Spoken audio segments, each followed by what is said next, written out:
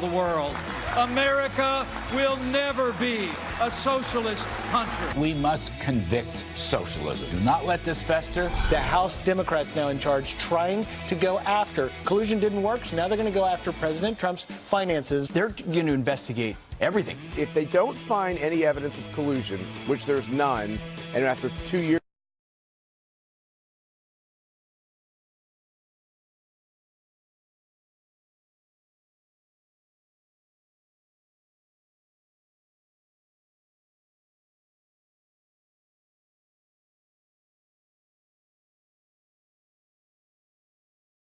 As opposed to a socialist. We're hearing about a lot of Democratic candidates who are meeting with Hillary Clinton for advice. I suspect not. Say cheese. People are throwing single cheese slices at their babies in a new challenge that's trending on social media. From the world with the broken wing, but you better believe you're gonna fly with me. And you could be a songbird. Welcome to the 8 o'clock hour of Fox and Friends on a Saturday, and apparently our civilization is advancing. Or collapsing. Or collapsing. We told you about the cheese challenge. This idea, like when you have your kid take a picture and they say cheese, you actually throw a slice of cheese in their face. Right. Apparently, and that's a online thing. they're saying it's called a Wisconsin baptism, which I think is an awesome thing to say. You're seeing it here now. Oh, there you go. You got it. Well, this is apparently spread to Pete's family. To my own household. I said I was going to do it when I went home. Well, it happened even sooner than that. My wonderful girlfriend Jennifer and our daughter Gwen. There you go. There she is, oh, Gwenny. That's our kitchen right there. Now, she did proceed to Eat the cheese. It was a nice throw, Jen. Great throw. Yeah. By the way, reporters on the scene do report that she did eat the piece of cheese as well. Yeah. She's a smart girl. She knows upside. exactly what to do with cheese. When nicely done. Nicely done. Nicely Eat it. done. It's kind of a fun. Maybe I'll try it. Could adults do it? Yeah, I don't know. I was concerned that after this last segment, because by the way, we had to wipe the salt off of Pete's face from the margaritas. Maybe we were going to get cheese on us at the end of the segment. Well, let's bring in. If you do the cheese challenge, let us know. Let's bring in Michelle Malkin, investigative reporter, author, and syndicated columnist. Michelle, our first question obviously is: have you given the Wisconsin baptism of cheese to your children? I have not. My kids are 18 and 15. I think that those children should be very lucky that it's not Velveeta blocks of cheese. That is real parenting. You're exactly right. Michelle, thank you very much for joining us. We want to get to your CPAC speech, which was amazing and got a great reaction at CPAC. We'll get to that. But first to the Democrats. There's reports of infighting inside the Democratic caucus. You've got Nancy Pelosi potentially teaming up with Ocasio-Cortez to keep the Democrats in line. This is a quote from the Washington Post that said the House Democrats exploded in recriminations Thursday over moderates bucking the party, with liberal Ocasio-Cortez threatening to put those voting with Republicans on a list for a primary challenge. So are they going to close ranks here in their hatred of the president and Republicans? Yeah, well, it's fascinating because you've got the ladies on one hand who have not always gotten along themselves, Ocasio-Cortez and Nancy Pelosi, and the split is between them and Clyburn on the other side of it, trying to guard some of the so-called moderate Democrats who are concerned about keeping their seats. So there have been a number of procedural votes where the Republicans have all stuck together, and this is causing this great tension. And it's delicious. I think in the end, I think the ladies are going to prevail on this, and you're going to have both sides, marching each in lockstep with their parties. Well, that's how it is in the Beltway. Well, Michelle, it really shows a division and a real deep concern within the Democrat Party. They all agree on the same socialist ideas, but there's moderates who don't want to be known as socialists and are kind of upset that Alexandria Ocasio-Cortez is outing the whole party as socialist, right? Yeah, that's right. But even on some of these procedural votes, it's not necessarily that that it's about hewing to the progressive line. For example, it's really just about Republican strategy. There was a gun bill, for example, gun legislation, and some smart Republican came up with the idea of applying it to illegal aliens. Right? It was making sure that ICE would notify if an illegal alien was charged with a gun crime. And so you had these Democrats who were, verklempt about which vote they should take, and rather than do the party line, they did the ideological line. So to the extent that the Republicans can outmaneuver Democrats, you know, the grassroots want to see more of that, because there certainly wasn't enough of it before the Democrats reclaimed power. Oh, you're yeah, right. well, you know, Michelle, there's a new video out now. The Democrats seem to have come together. Some of those ladies you mentioned coming together for Rolling Stone. Watch this. Now, as Speaker of the House, I have shoulders for others to stand on. And I say to the women, know your power. We don't have to hem ourselves in. We don't have to make ourselves seem acceptable. Be fearless and unapologetic about being your best you. The people of the United States are looking for a leader that unites. If I had to say something to Trump, I probably wouldn't say anything, because I don't think that it's worth the extra attention. Mr. President, do the country a favor. Don't run. So, Michelle, a kumbaya moment amongst the ladies in the Democrat Party. What do you say? Well, Rolling Stone has been essentially a Democratic organ for quite a while now, since Jan Wenner came out full force and helped elect Barack Obama. So now they're serving basically as a platform to cheerlead for very radical women. And they're not talking about Ilhan Omar's anti-Semitism or her radical Sharia views. They're not talking about Alexandria Ocasio-Cortez's economic illiteracy. And they're not talking about Nancy Pelosi's careerist lifetime record of being a corruptocrat in the Beltway.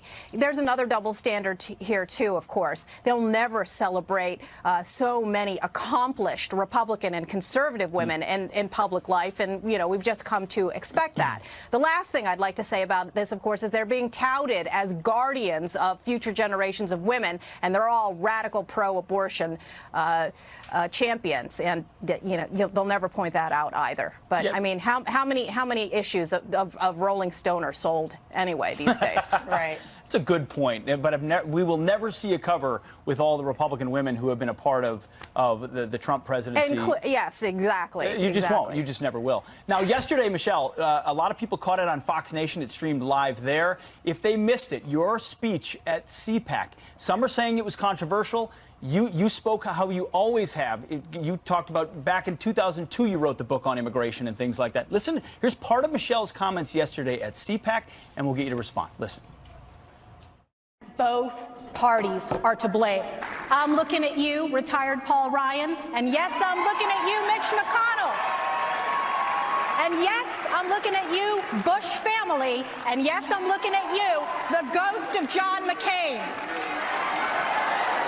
The feds, under both Republican and Democrat administrations, have proved themselves serially unwilling and incapable of handling the lapses, the backlogs, the overload, and yes, invasion.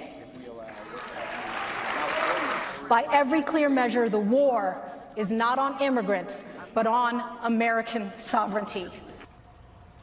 Michelle, I mean, the conversation has turned in your direction. We're finally having a conversation about immigration. We are, and when I first spoke at CPAC in 2002, there was only one panel on it, and the grassroots were in full revolt. It was a presaging of everything that led to the election of President Trump, and he needs to be supported, and the case needs to be made for comprehensive immigration enforcement reform. And I'm afraid that too much of the focus merely on the wall is not giving him the support he needs on the rest of his agenda of making sure that we have an orderly immigration enforcement system. That's the case that I made, and I know that there are a lot of grassroots that felt that even now the establishment has neglected this issue. And I also talked about the threats from both outside and inside the country, because, of course, so many ordinary Trump supporters, independents, and conservatives feel like they are under siege. I mean, literally, ordinary people who wear MAGA hats or simply express their support for Trump are literally being physically assaulted out there. I say that diversity is not our strength, unity is. Michelle, were you surprised, though, your comments specifically about the ghost of John McCain sparked some controversy? Were you surprised by the reaction Cindy McCain, his widow, responding back and forth with you on Twitter? Well, this is the nonsense that you get from the liberal media, because they sat there in the back. They weren't listening to a word I said. It was a 20-minute speech, and the entire speech is posted, the transcript, at michellemalkin.com. And this is the one little trigger that set them off. The context of talking about the ghost of McCain was not some sort of personal ad hominem insult. It was to talk about the legacy of open borders Republicans who've done the bidding of big business and allied themselves with identity politics radicals who want to abolish ICE and make our country unsafe. That was the context. Instead, they want to turn it into some silly little cat fight that I'm not going to engage, because we are really in an existential crisis here, and those are the stakes that I laid out at CPAC. Well, our viewers can watch the speech for themselves. You say you have it posted on your website. I know it's on Fox Nation as well, and Awesome. It's certainly online, so people can make a decision up for themselves on that one. At 11:30 today, the president is speaking at CPAC, so you can watch that on Fox Nation. Michelle, as make well. me one promise: never change. Okay? Thanks a lot, guys. All right, you got Appreciate it. Thank you so much for joining us. All right. Bye, Michelle. Okay, we're going to turn now to your headlines.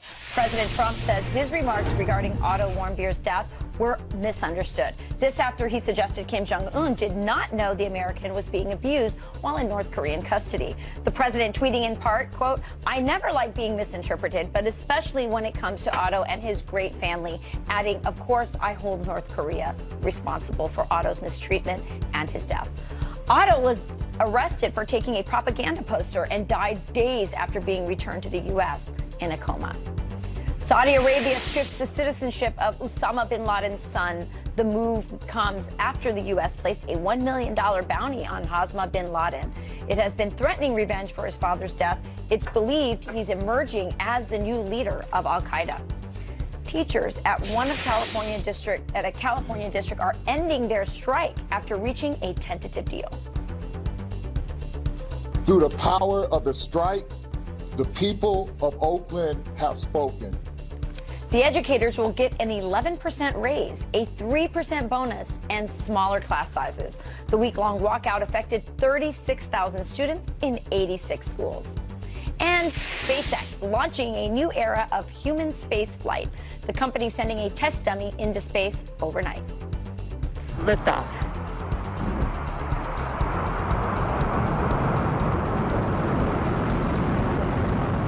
The Crew Dragon capsule taking off from NASA's Kennedy Space Center. If it all goes well, SpaceX will use it to shuttle astronauts to the International Space Station as early as July.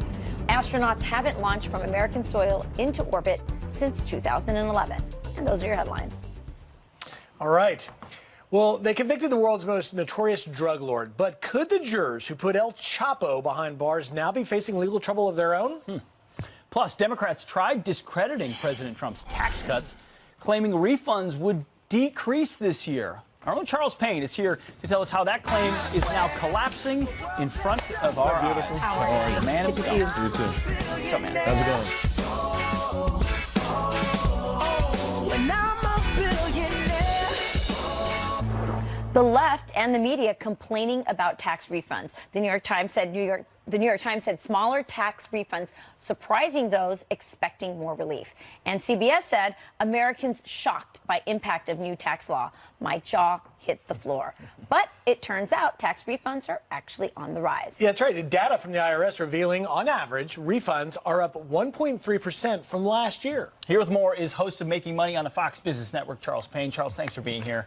So they're saying our refunds are less because of the tax cut. Break this down for us. Well, they were trying to connect this story to the tax cuts. You know, if you read those headlines, and these headlines, I'm telling you, just absolutely designed to be nothing but nefarious and assassination news. But they're so disingenuous. The bottom line is that the overwhelming majority of Americans got to keep more of what they earned last year. That is the ultimate bottom line. Now, some people make mistakes with respect to withholding, not adjusting withholdings, not adjusting certain things. Every week, though, people got more money. They got to make more money, keep more money, and consequently, that meant you were giving less to the government. Right. So guess what? When it was time for them to refund you, they had less of your money that I think you would have rather have gotten during the course of the year anyway. Well, so how much of a problem is this? I mean, Kamala Harris was out a few weeks ago saying that it was going to be down. Now, obviously, the data is up. These are people running for president. Yeah. She's come out real quickly on a couple of topics recently, and maybe was too quick to talk. Right?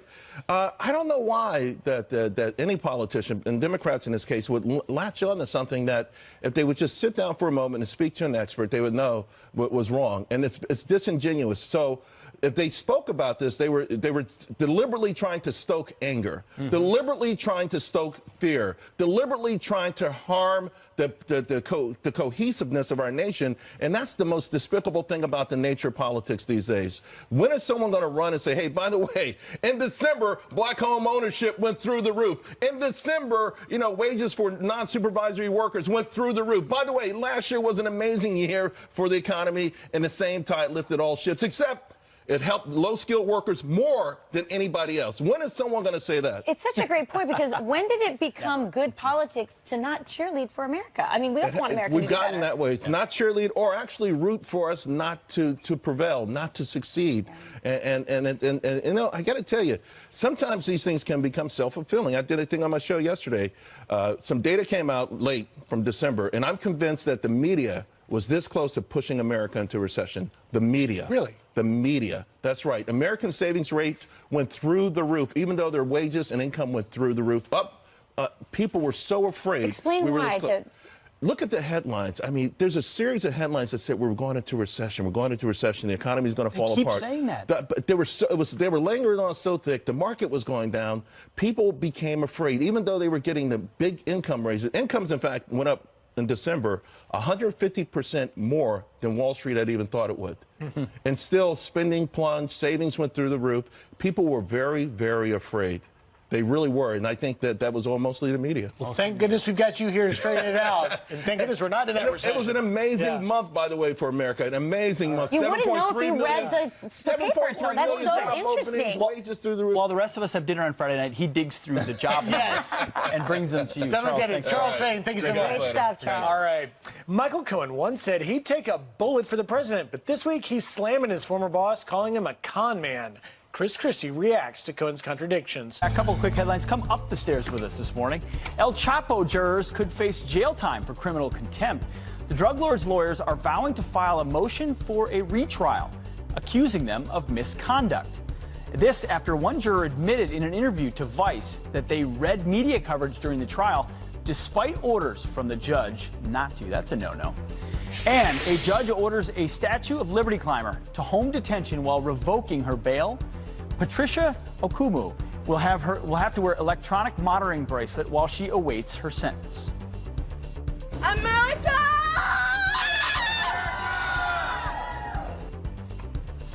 All right. She was recently arrested in Texas climbing a building protesting immigration policies. Griff. Former Trump attorney Michael Cohen is making waves by calling out his former boss during his testimony on Capitol Hill. I am sorry for my lies and for lying to Congress.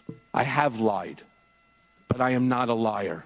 Donald Trump is a man who ran for office to make his brand great, not to make our country great.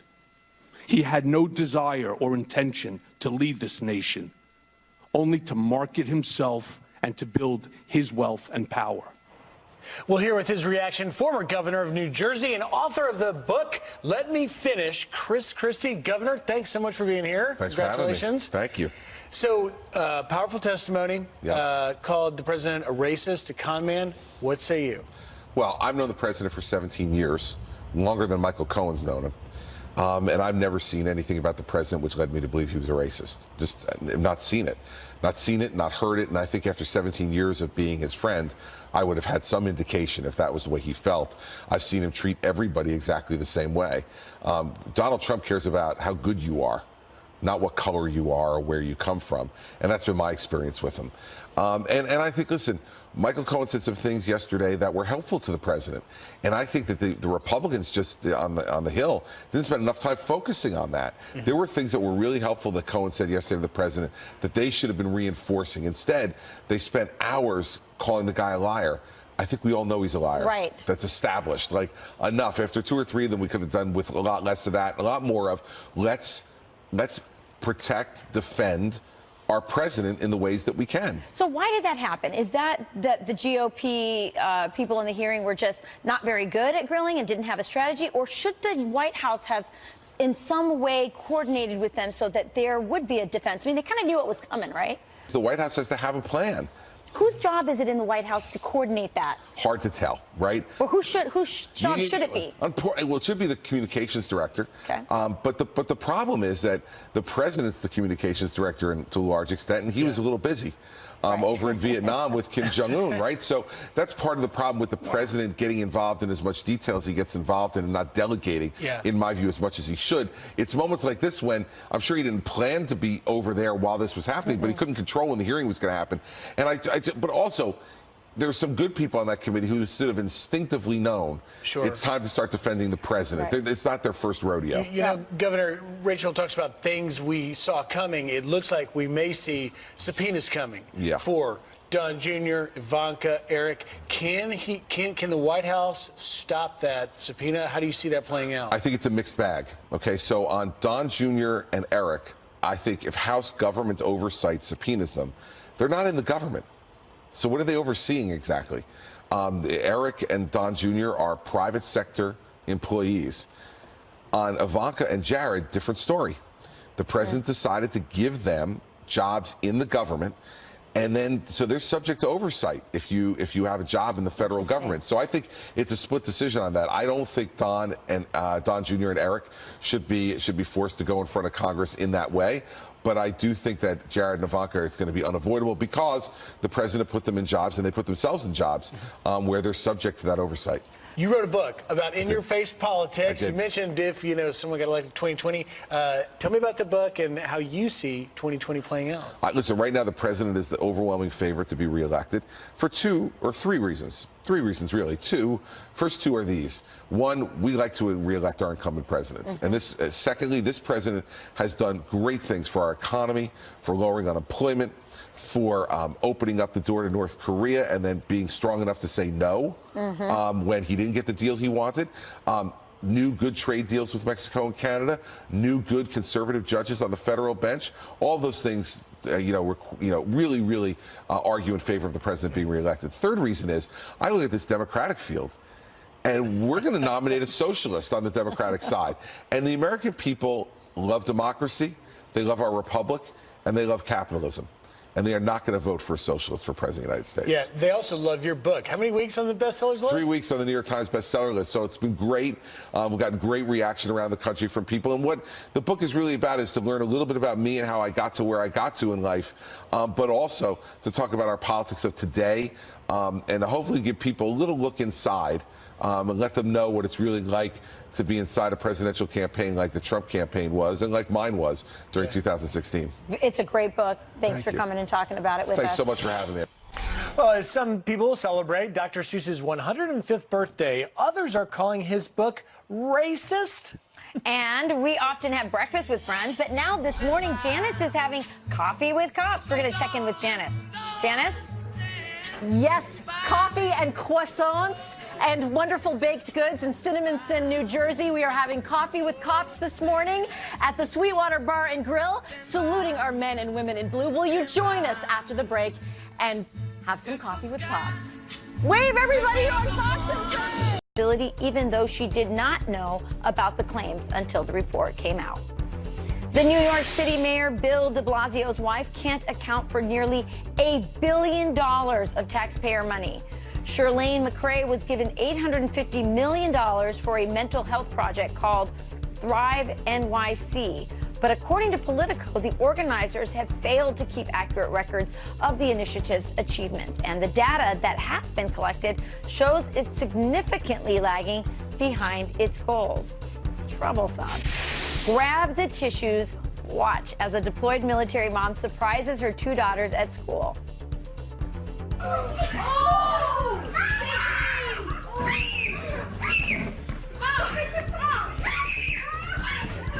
The girls sprinting into Sergeant Raketra Davis's arms as she enters the Mississippi classroom. Davis returns home after spending the past year in Kuwait and Syria. And those are your headlines. What a sweet video. I love that they capture it, you know? Yeah, yeah. What a moment. And thank you to her for her service. Exactly. I mean, Kuwait and Syria for the last year, you get back to see your kids. Amazing. Very cool.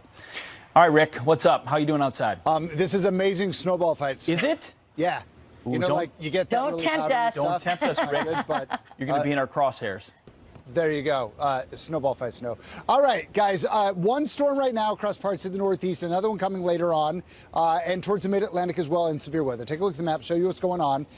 We are watching a lot of, at least right now, a little bit of clearing down across parts of the Mississippi River Valley. For now, I will tell you we're heading towards major flood stage all across parts of the southern Mississippi because of all the rain we've had over the last month.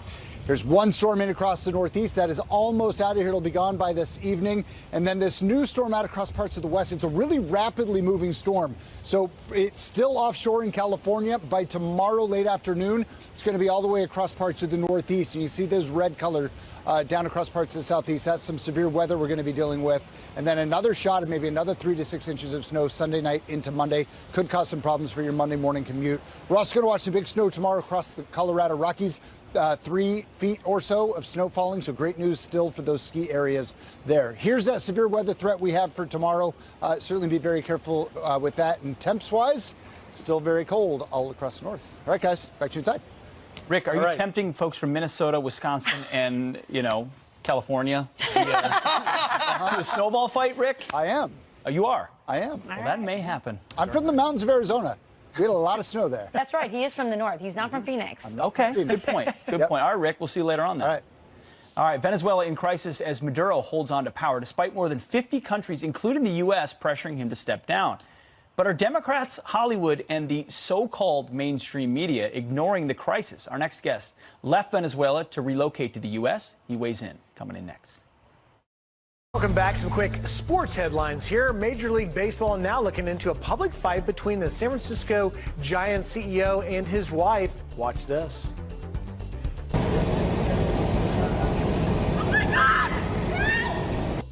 The video obtained by TMZ Sports shows Larry Baer trying to take a cell phone from his wife before knocking her to the ground in California. They both have apologized. In this, an NFL player is arrested after a car wreck and then gets cut from his team. Alex Collins released by the Baltimore Ravens after he was taken into custody. The running back is facing drug and gun possession charges. Rachel? Venezuela is in crisis. The Trump administration slapping sanctions on 6 high-ranking Venezuelan officials after humanitarian aid was blocked last week. But while the citizens live in turmoil, the situation is getting little attention. Here to weigh in is spokesman for Americans for Prosperity, who was born in Venezuela, Andres Malave. Andres? Good morning. How are you all? So it's very interesting. We're seeing images now coming out of Venezuela, things we've known, but we're now seeing people eating garbage out of garbage cans, a true humanitarian crisis. And yet we have a representative in our U.S. House, Representative Omar from Minnesota, saying we shouldn't be sending this humanitarian aid, that, you know, this is just the U.S. trying to impose or eventually invade Venezuela. Well, it's an absolute, you nailed it. It's a human tragedy. You know, I remember when moving from Venezuela when I was 10 years old with my family, and I can't imagine the pain that it must have taken my parents to look at me and my sisters, 10, 8, and 6, and look at us in the eyes and say, you know, we can't go back. The situation has deteriorated to such a degree under the Maduro regime that, like you said, people are literally following after garbage trucks to just to grab a scrap of food. They're using food as a political tool. The medical resources that people need aren't there. People are dying in hospitals. It's a system that's built around simply eradicating hope, and it's just not working. They promised us the world, but socialism has failed us. Can I just make one point? The irony, I hope, is not lost on our viewers. This is Representative Omar, who actually lived in a refugee camp where she received humanitarian aid and received, frankly, the charity of the United States to come here as a refugee, and is now asking that we not send humanitarian aid to Venezuela. I mean, it sounds so heartless. And even worse, Andres, we're going to play a clip. Here's Representative Omar. Listen. If we have it. Do we have it? I mean, we may not have a clip. Ultimately, what she says is this is an invasion as well. So it's not just not caring, it's America's the bad guy here. Well, look, we need to continue to support the Venezuelan people. I'm so incredibly grateful to colleagues like yours, like Steve Harrigan, who are actually in Caracas right now telling us these stories. People like Marco Rubio, Senator Rick Scott, Senator Bob Menendez that are helping us, and the community appreciates it so much. What we need in Venezuela right now are fair and open elections. We need to make sure that we're standing by those efforts so that we can actually finally rid ourselves of the so-called Chavez revolution. We finally got the clip. So why don't I have you just take a listen to this? Yes, ma'am.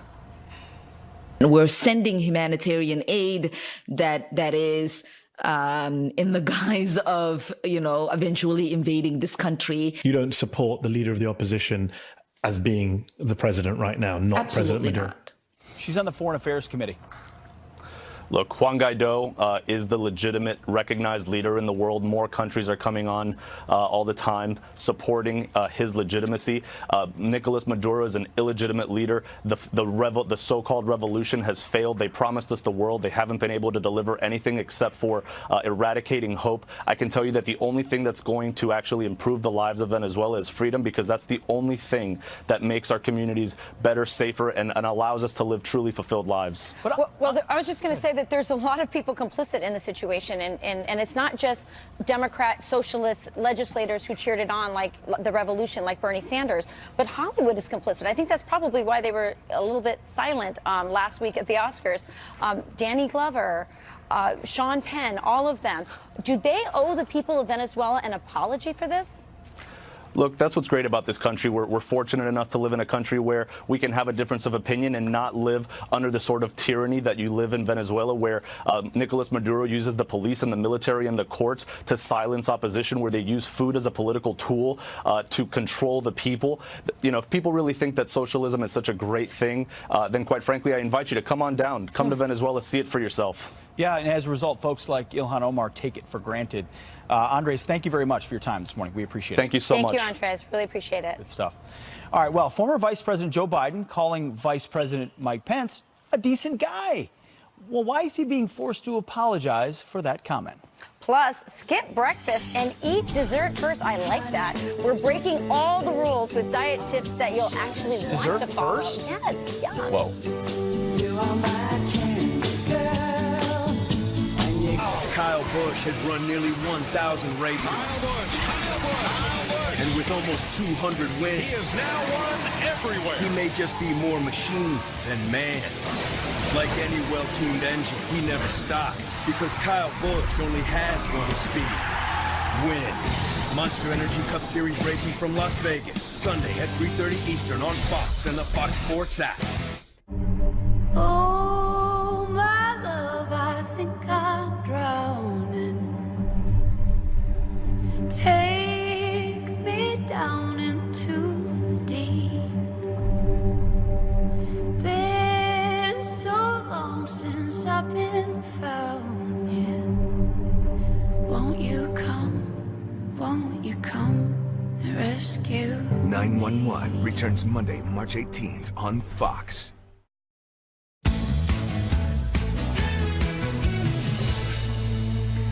Well, you can break the rules on breakfast and eat dessert first. That's right. New research is blasting some of our long-held beliefs when it comes to healthy eating. Here with the diet you'll actually want to follow, chef and dietitian Nicolette Pace. Nicolette, thanks for being here this morning. Thanks, I'm glad to be back. Break it down for us. This is dessert. Amazing. Would you ever think having this before your meal or even at breakfast? There's good research showing that chocolate for breakfast will actually help you maintain weight loss a lot longer. Psychologically, Really? yes, psychologically it breaks down the craving urge that you get as the day wears on. Breakfast is actually the most metabolically active meal of the day. Yep. And it's also a neutral meal. You don't necessarily have that insane nighttime craving where you're dead tired. So, Griff, pass me some chocolate. portion control, though. I want two that of these, one. three of those, too many donuts. All of sorry, America now thanks you. So what else are the rules? What else you got? Breakfast, which means break the fast. It does not matter that if you don't eat it right away. The timeline is within 4 hours after you awake, and this is universal for people who work overnight and all kinds of other shifts. So therefore, if you extend that timeline, you're actually going to open up a whole variety of menu options. So Caesar salad, pea soup with ham, a sandwich. Oh, because it's not breakfast right away, so you don't have to think just breakfast. It could be like your lunch because it's closer to 11 or whatever. But naming the meal sometimes trips you up. You think, I'm supposed to have this for this particular meal.